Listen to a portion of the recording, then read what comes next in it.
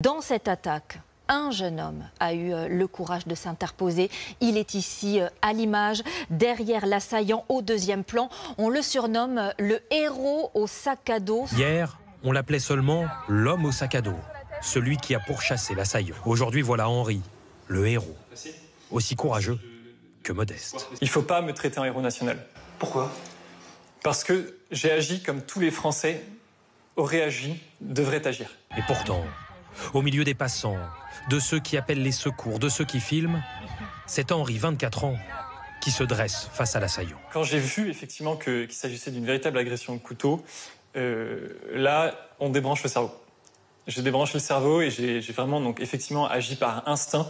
C'était intolérable de voir des enfants sans défense se faire attaquer de cette manière. J'ai agi avec ce que j'avais sous la main.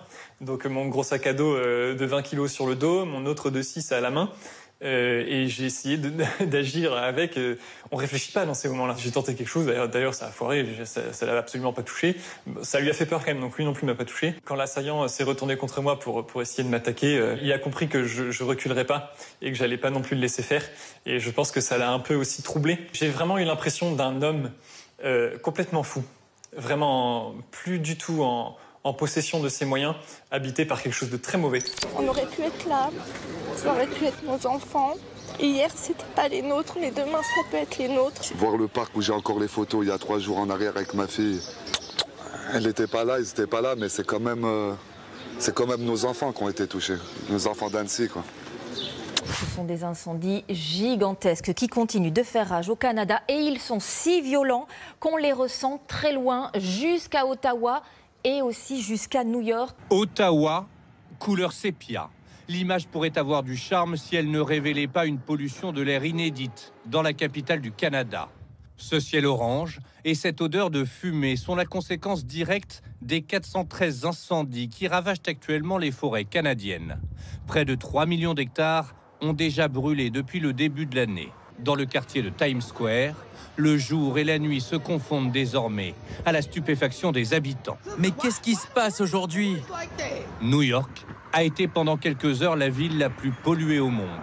Des tortues soignées pendant plusieurs mois à l'aquarium de La Rochelle ont été relâchées ce matin sur l'île de Ré. Elles ont repris le large. Premier pas dans le sable, parfois hésitant, après des mois sans avoir vu la mer.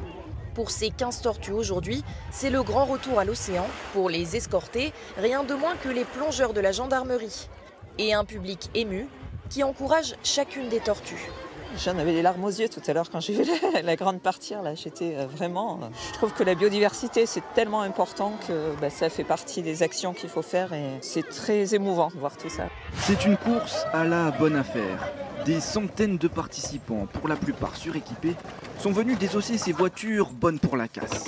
Qu'ils repartent avec un moteur ou un simple phare, le prix est le même, 15 € la pièce. Et si la compétition est rude pour trouver la perle rare, les meilleurs bricoleurs ne rechignent pas à donner un coup de main. On partage nos connaissances, voilà, parce que moi, je suis venu avec des amis et tout, pareil.